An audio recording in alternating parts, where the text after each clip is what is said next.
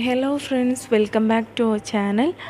നമ്മളിന്ന് മാജിക് കിച്ചണിൽ പറയാൻ പോകുന്നത് ഇഗ്നോ യൂണിവേഴ്സിറ്റിയുടെ കീഴിൽ ഡിഗ്രി ചെയ്യുമ്പോൾ നമ്മൾ എന്തെല്ലാം കാര്യങ്ങൾ ശ്രദ്ധിക്കണം, അതിൻ്റെ ഡീറ്റെയിൽസ് എന്തൊക്കെയാണ്, അതിലെ അസൈൻമെൻറ്റ് വർക്കുകൾ എങ്ങനെയാണ് ചെയ്യുക, അതിൻ്റെ എക്സാമിന് എങ്ങനെയാണ് രജിസ്റ്റർ ചെയ്യുക എന്നുള്ള കാര്യങ്ങളൊക്കെയാണ് ഈ വീഡിയോയിൽ നമ്മൾ ചെയ്യുന്നത്. ഇത് ചെയ്യാൻ കാരണം നമ്മളിതിന് മുന്നേ 2 വീഡിയോ നമ്മൾ ചെയ്തിട്ടുണ്ടായിരുന്നു. ഇഗ്നോയുടെ ഡീറ്റെയിൽസ് പറഞ്ഞിട്ട് അസൈൻമെൻറ്റിനെ കുറിച്ചും ഒക്കെ പറഞ്ഞിട്ടുള്ളൊരു ചെയ്തിട്ടുണ്ടായിരുന്നു വീഡിയോ. അപ്പോൾ അതിൻ്റെ കമൻറ്റ് ബോക്സിൽ ഓരോരുത്തരായിട്ട് ചോദിച്ചിട്ടുള്ള ചോദ്യങ്ങൾക്കൊരു ഉത്തരം എന്നുള്ള നിലക്കാണ് ഈ വീഡിയോ നമ്മൾ ചെയ്യുന്നത്. വീഡിയോയിലേക്ക് കടക്കുന്നതിന് മുമ്പ് ആരെങ്കിലും നമ്മുടെ ചാനൽ സബ്സ്ക്രൈബ് ചെയ്യാനുണ്ടെങ്കിൽ സബ്സ്ക്രൈബ് ചെയ്യുക, ലൈക്ക് ചെയ്യുക, ഷെയർ ചെയ്യുക. ഫസ്റ്റ് നമ്മൾ പറയാൻ പോകുന്നത് രജിസ്ട്രേഷനെ കുറിച്ചാണ്. രജിസ്ട്രേഷൻ എന്ന് പറഞ്ഞിട്ടുണ്ടെങ്കിൽ നമ്മൾ ഓൺലൈനായിട്ടാണ് രജിസ്റ്റർ ചെയ്യാം. അപ്പോൾ ഈ രജിസ്റ്റർ ചെയ്യുമ്പോൾ നമുക്ക് ഇഗ്നോക്ക് 2 സബ്ജക്റ്റ് സെലക്ട് ചെയ്യാനുള്ളൊരു ഓപ്ഷൻ ഉണ്ട്. സെക്കൻഡ് സബ്ജക്റ്റും ഫസ്റ്റ് സബ്ജക്റ്റും ആയിട്ട്. ഇപ്പോൾ ഞാൻ BA ആണ്. ഞാൻ +2 ഹ്യൂമാനിറ്റീസ് കഴിഞ്ഞ ആളാണ്. അപ്പോൾ ഞാൻ BA ബാച്ചിലർ ഓഫ് ആർട്സ് ആണ് ഞാൻ ചെയ്തത്. അപ്പോൾ ഞാൻ ഫസ്റ്റ് സബ്ജക്റ്റായിട്ട് സോഷ്യോളജിയും പിന്നെ സെക്കൻഡ് സബ്ജക്റ്റായിട്ട് ഹിസ്റ്ററിയാണ് ഞാൻ തിരഞ്ഞെടുത്തിട്ടുണ്ടായിരുന്നത്. അത് രണ്ടുമാണ് എൻ്റെ ലാംഗ്വേജ്. നമുക്ക് ഏത് സബ്ജക്റ്റ് വേണമെങ്കിൽ എടുക്കാം. പിന്നെ ഇംഗ്ലീഷ് വേണമെങ്കിൽ ഇംഗ്ലീഷ് എടുക്കാം, എക്കണോമിക്സ് വേണമെങ്കിൽ എക്കണോമിക്സ്, അങ്ങനെ നമുക്ക് ഏത് സബ്ജക്റ്റാണ് വേണ്ടതെന്നുള്ളത് നമുക്ക് ചൂസ് ചെയ്യാവുന്നതാണ്.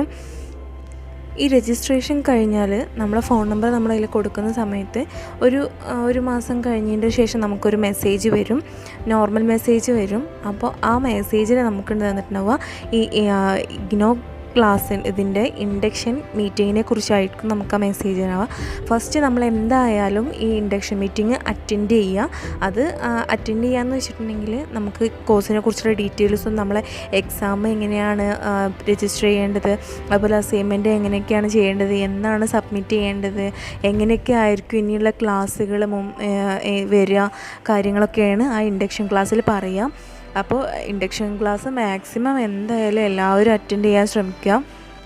അന്ന് നമ്മൾ ആ ക്ലാസ്സിൽ പങ്കെടുത്തിട്ടുള്ള എല്ലാ കുട്ടികളുടെയും വാട്സപ്പ് നമ്പേഴ്സ് നമ്മൾ കളക്ട് ചെയ്തിട്ട് അന്ന് അതിൻ്റെ ശേഷം നമ്മൾ ആ നമ്പറിലേക്ക് നമുക്ക് മെസ്സേജ് വരും. അടുത്ത ഫസ്റ്റ് ക്ലാസ്, അതായത് നമ്മൾ എടുത്ത സബ്ജക്റ്റിൻ്റെ ഫസ്റ്റ് ക്ലാസ് എന്നാണോ ആ ഡേറ്റും ആ സബ്ജക്റ്റും നമുക്ക് ഫസ്റ്റ് മെസ്സേജ് വരും. ആ മെസ്സേജ് അനുസരിച്ച് ഫസ്റ്റ് ക്ലാസ് അറ്റൻഡ് ചെയ്യുക. അത് നമ്മൾ ഏത് സെൻറ്ററിലാണോ നമ്മൾ ക്ലാസ് ഉള്ളത് അവിടെ ആയിരിക്കും ഉണ്ടാവുക. അപ്പോൾ അവിടെ ചെന്നിട്ട് നമ്മൾ ആ ക്ലാസ് അറ്റൻഡ് ചെയ്തിട്ടുണ്ടെങ്കിൽ അവിടുന്ന് നമ്മൾ ഓരോ സബ്ജക്റ്റായിട്ട് ഡിവൈഡ് ചെയ്യും. അപ്പോൾ ആ ഓരോ സബ്ജക്റ്റിൽ ബേസ് ചെയ്തിട്ടുള്ള ആൾക്കാർ അവിടുന്ന് തന്നെ നമ്മളൊരു വാട്സപ്പ് ഗ്രൂപ്പ് ക്രിയേറ്റ് ചെയ്യും. ആ ക്രിയേറ്റ് ചെയ്യുന്ന ഗ്രൂപ്പിലാണ് പിന്നീടുള്ള ക്ലാസ്സുകളൊക്കെ നമുക്ക് മെസ്സേജ് ചെയ്യുക. അപ്പോൾ ഫസ്റ്റ് ക്ലാസ് എല്ലാവരും അറ്റൻഡ് ചെയ്യാൻ നല്ലോണം ശ്രദ്ധിക്കുക. ഇനി ഇൻഡക്ഷൻ ക്ലാസ്സിന് പോകാൻ പറ്റിയിട്ടില്ല എന്നുണ്ടെങ്കിലും കുഴപ്പമില്ല. ഫസ്റ്റ് ക്ലാസ് നമുക്ക് ഇൻഡക്ഷൻ ക്ലാസ്സിന് പോയിട്ടില്ലെങ്കിലും ഫസ്റ്റ് ക്ലാസ് നമുക്ക് എന്തായാലും മെസ്സേജ് വരും. പക്ഷേ ഇൻഡക്ഷൻ ക്ലാസ് നമ്മൾ അറ്റൻഡ് ചെയ്താൽ ഈ കോഴ്സിനെ കുറിച്ചൊരു ഏകദേശ രൂപരേഖ നമുക്ക് ആ ഒരു ക്ലാസ്സിൽ നമുക്ക് മനസ്സിലാക്കാൻ പറ്റും. പിന്നെ നമുക്ക് ഇഗ്നോയുടെ കീഴിൽ വരുന്നത് കോണ്ടാക്റ്റ് ക്ലാസ്സുകളാണ്. അപ്പോൾ എന്തായാലും ഈ വാട്സപ്പ് ഗ്രൂപ്പ് വഴിയാണ് പിന്നീടുള്ള എല്ലാ വിവരങ്ങളും നമുക്ക് ലഭിക്കുക. പിന്നെ അതിൽ നമുക്ക് മെയിനായിട്ടുള്ളത് അസൈൻമെൻറ്റ് വർക്കുകളാണ്. അസൈൻമെൻറ്റ് വർക്കുകൾ നമ്മൾ ഇഗ്നോൻ്റെ സൈറ്റിൽ തന്നെ നമുക്ക് കിടക്കുന്നുണ്ടാവും. സ്റ്റുഡൻറ്റ് സോണിൽ അസൈൻമെൻറ്റ് കിടക്കുന്നുണ്ടാവും. അപ്പോൾ നമ്മുടെ കോഴ്സിൻ്റെ കോഴ്സ് കോഡാണ് ഇതിൽ നമ്മൾ യൂസ് ചെയ്യാം. പിന്നെ നമ്മൾ സബ്ജക്റ്റിൻ്റെ പേരല്ല യൂസ് ചെയ്യുക, കോഴ്സിൻ്റെ കോഡ്. ഇപ്പോൾ ഒരു ഹിസ്റ്ററി ആണെന്നുണ്ടെങ്കിൽ BHIC, സോഷ്യോളജി ആണെന്നുണ്ടെങ്കിൽ BSOC, അങ്ങനെയൊക്കെയാണ് ഓരോ കോഡ് ബേസ് ചെയ്തിട്ടാണ് വരുന്നത്. അപ്പോൾ ആ കോഡ് അടിച്ചു കൊടുത്തിട്ടുണ്ടെങ്കിൽ ഓരോ സബ്ജക്റ്റിൻ്റെ അസൈൻമെൻറ്റ് വരും. അപ്പോൾ നമ്മളത് നെറ്റിലൊക്കെ സെർച്ച് ചെയ്തിട്ട് ടെക്സ്റ്റ് ബുക്കും ബേസ് ചെയ്തിട്ട് നമ്മൾ അതിൻ്റെ ആൻസർ കണ്ടെത്തിയത്.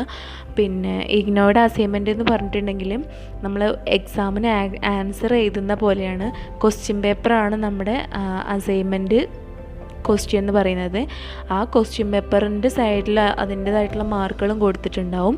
അതിനനുസരിച്ച് നമ്മൾ ആ ക്വസ്റ്റ്യൻ പേപ്പർ ആൻസർ ചെയ്യുക. അതാണ് ഇഗ്നോയുടെ അസൈൻമെൻറ്റ് വർക്ക്. അസൈൻമെൻറ്റ് വർക്കുകൾ കറക്റ്റ് പറയുന്ന സമയത്ത് തന്നെ സബ്മിറ്റ് ചെയ്യാൻ ശ്രമിക്കുക. അതിൽ പറയുന്ന ഇൻസ്ട്രക്ഷൻസ് അതുപോലെ ചെയ്യുക. അതിൽ പറയുന്നത് ബ്ലൂ കളറും ബ്ലാക്കും പെന്ന് യൂസ് ചെയ്യുക. പിന്നെ കളർ യൂസ് ചെയ്താൽ കുഴപ്പമൊന്നുമില്ല, പക്ഷേ അതിൽ പറയുന്ന റൂൾസുകൾ അതുപോലെ ചെയ്യാൻ ശ്രമിക്കുക. മുകളിലും സൈഡിലുമായിട്ട് 4 സെൻറ്റിമീറ്റർ ഗ്യാപ്പ് വിടാൻ പറയുന്നുണ്ട്. നമ്മൾ ഫയൽ ചെയ്യുകയാണ് ചെയ്യുന്നത്. അപ്പോൾ ഫയൽ ചെയ്യുമ്പോൾ അത് ഉള്ളിൽ പെടണ്ട, നമ്മൾ എഴുതിയ ഭാഗം അതിൻ്റെ ഉള്ളിൽ പെടണ്ടെന്ന് വിചാരിച്ചിട്ടാണ് അങ്ങനെ പറയുന്നത്. അസൈൻമെൻറ്റിനെ കുറിച്ച് കൂടുതൽ കാര്യങ്ങളൊന്നും ഞാൻ പറയണില്ല. ഇതിന് മുമ്പ് നമ്മളൊരു വീഡിയോ ചെയ്തിട്ടുണ്ടായിരുന്നു. അതിൻ്റെ ലിങ്ക് ഞാൻ ഡിസ്ക്രിപ്ഷൻ ബോക്സിൽ കൊടുക്കുന്നുണ്ട്. അതുപോലെ അസൈൻമെൻറ്റിൻ്റെ ഫ്രണ്ട് പേജും സെക്കൻഡ് പേജും എന്തൊക്കെയാണ് ചെയ്യേണ്ടതെന്നുള്ളത് ഏതൊക്കെയാണെന്ന് ചോദിച്ചിട്ടുണ്ടായിരുന്നു. അതിൻ്റെ ലിങ്ക് ഞാൻ ഡിസ്ക്രിപ്ഷൻ ബോക്സിൽ കൊടുക്കുന്നുണ്ട്. അപ്പോൾ എല്ലാവരും ആ വീഡിയോയും കാണുക. പിന്നെ ഇതിൻ്റെ എക്സാമിന് എങ്ങനെയാണ് രജിസ്റ്റർ ചെയ്യുക എന്നുള്ള കാര്യം ഒരു വീഡിയോ ചെയ്യാൻ ഉദ്ദേശിക്കുന്നുണ്ട്. അപ്പോൾ അടുത്ത വീഡിയോയിൽ അതിൻ്റെ ഡീറ്റെയിൽസ് പറഞ്ഞു തരാം. അതുപോലെ എക്സാമിൻ്റെ ഒരു കാര്യം എന്ന് പറഞ്ഞിട്ടുണ്ടെങ്കിൽ, ഇപ്പോൾ ഇഗ്നോയുടെ എക്സാം എന്ന് പറയുന്നത് ജൂൺ ഡിസംബർ മാസങ്ങളിലാണ് വരുന്നത്. ഇപ്പോൾ ഞാൻ ഈ വരുന്ന ജൂണിൽ എനിക്ക് എക്സാം ഉണ്ട്.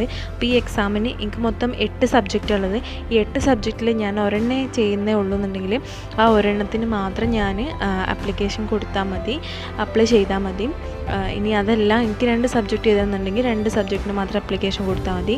ബാക്കിയുള്ളതൊക്കെ സെക്കൻഡ് സെമ്മിൽ എഴുതിയാലും കുഴപ്പമൊന്നുമില്ല. നമുക്ക് എത്ര സബ്ജക്റ്റിനാണോ നമ്മൾ എക്സാം എഴുതാൻ ഉദ്ദേശിക്കുന്നത് അതിൻ്റെ ഫീസ് മാത്രം നമ്മൾ അടച്ചാൽ മതി. ഒരു സബ്ജക്റ്റിൻ്റെ ഫീസ് 50 രൂപയാണ്. ഇപ്പം ഞാൻ 4 സെമ്മിന്, ഫസ്റ്റത്തെ 4 സെമ്മിന് വേണ്ടിയിട്ട് അപ്ലൈ ചെയ്തിട്ടുണ്ട്. അതിൻ്റെ 4 സബ്ജക്റ്റിൻ്റെയും ഫീസും ഞാൻ അടച്ചിട്ടുണ്ട്.